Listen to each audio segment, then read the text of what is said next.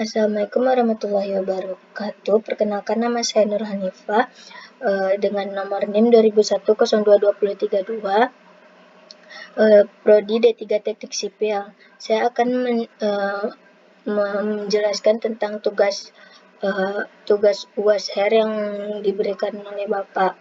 Yang pertama itu tugas MIT pada saat offline, pada soal nomor 1 itu klasifikasi dengan metode USCS dan AAS THO.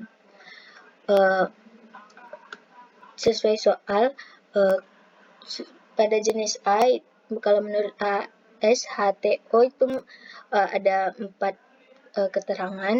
Melewati ayakan 200 sebesar 30, berarti dia bukan berbutir halus. Batas cair atau LL-nya 28, PL-nya non plastis, indeks plastisnya 28, maka didapat dia itu termasuk ke dalam A26 atau kerikil berlanau, berlempur, dan pasir.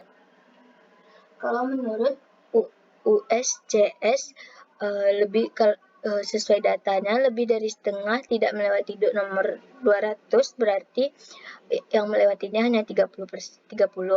Yang kedua itu melewati saringan nomor 4, berarti dia melewati saringan nomor 4 lebih dari setengah sebesar 98, maka dapat dikategorikan sebagai SM atau SC, yaitu kerikil banyak kandungan butir halus. Yang kedua itu jenis B.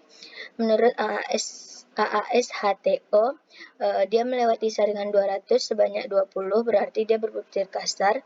Nilai LL-nya tidak ada, PL-nya non plastis, dan melewati ayakan 40-nya sebanyak 28 dan nomor 10 sebanyak 86, maka dia diklasifikasikan ke dalam A1B, itu pecahan batu, kerikil, dan pasir. Kalau menurut USCS, dia melewati saringan 200 sebanyak 20, berarti dia berbutir kasar. Melewati ayakan nomor 498, maka dia dikategorikan SW atau SP atau kerikil bersih. Yang jenis ketiga, berdasarkan ASHTO, melewati ayak 200 sebanyak 10, berarti dia berbutir kasar. LL-nya tidak ada, PL-nya non plastis, dan melewati ayakan nomor 40 sebanyak 38, ayakan 10 49, maka dia dikategorikan A1B.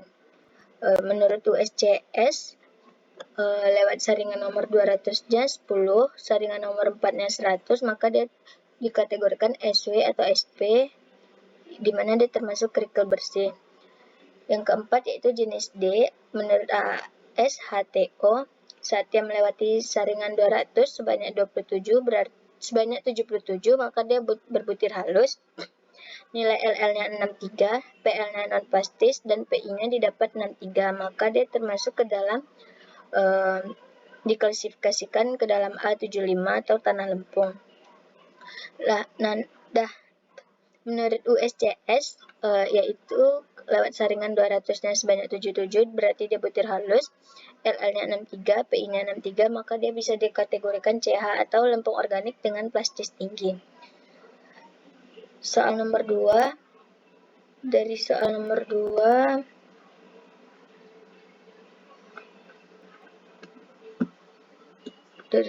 2, yaitu diketahui data seperti berikut.